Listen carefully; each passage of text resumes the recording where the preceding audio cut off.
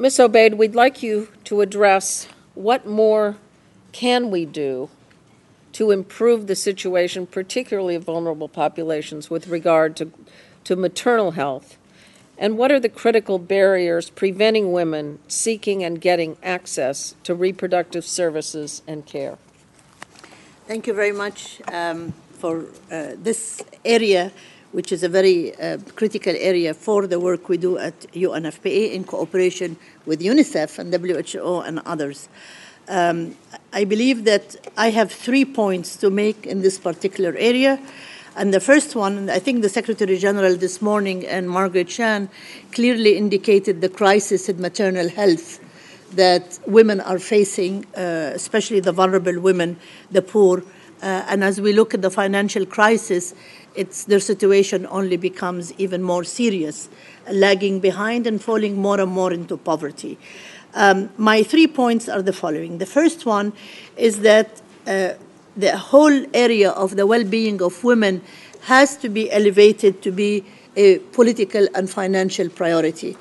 And I think it has been highlighted very seriously in the 2005 Millennium Development Summit, in which the heads of states and governments committed themselves to achieving universal access to reproductive health by 2015. And this has become a target under MDG 5. So there is a pronouncement at the global level of the highest political priority, but we need to work to make it at the country level as well. Margaret Chan has said a few days ago or a few weeks ago that one of the vulnerable groups as well are pregnant women to the epidemic, to the NYH1, and so, H1N1. So we need to link also this so we don't work in uncoordinated fashion, but vulnerability of pregnant women will also be impacted by the flu. The second point I'd like to make is that we all together need to focus on countries that have the highest rates of mortality, maternal mortality, and there are 60 countries that we are focusing on in order to be able to address them.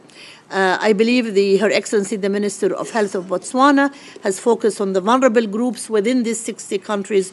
We need to look at the vulnerable groups. But what we lack right now, or what we need to upgrade, is to have data that is very robust, that really indicates where are the gaps, where are the issues that we need, where are the systems are failing, and to focus on monitoring and evaluating how we move together in that way. It is good news that more and more many of us in the UN system with the World Bank and outside are working together. We're also cooperating with civil society and the private sector, but much more needs to be done so that the resources that are available can also produce bigger results than we're doing it individually. Also, the third point is the focus on the continuum of healthcare. I think we forget that mothers don't just happen to die when they're delivering baby. All of a sudden, it's because the life cycle of women has been weak. So we have to look at young girls, adolescents, pregnancy, childbirth, and so on. And through that, look at nutrition, water and sanitation, education, etc. So we have to look at the life cycle of women throughout. Having the largest young generation in human history is a real challenge, because these young people are also, many of them are first-time young mothers. Many of the young people, when we say adolescents, people think of young people running around. Many of them are young married women.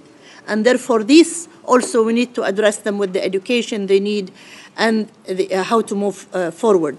Within the interventions that we need, that we know, I'd like to focus just on one that is quite serious, which is the investment in family planning that has progressively has come down. And yet we know it's the most cost-effective interventions, and it does relate to the quality of care at birth, and we will talk about that later. On the hindrance, there are social barriers, cultural barriers, girls marrying very young, not being educated, etc. But as we focus on identifying all the obstructions, the cultural and social obstructions to the promotion of women and women's health, we should also look at what are there in the society that promotes women's health and focus on the positive as well, so that we can energize communities and have them start doing the change that needs to be done. I'll stop here, Anne, and we can go later.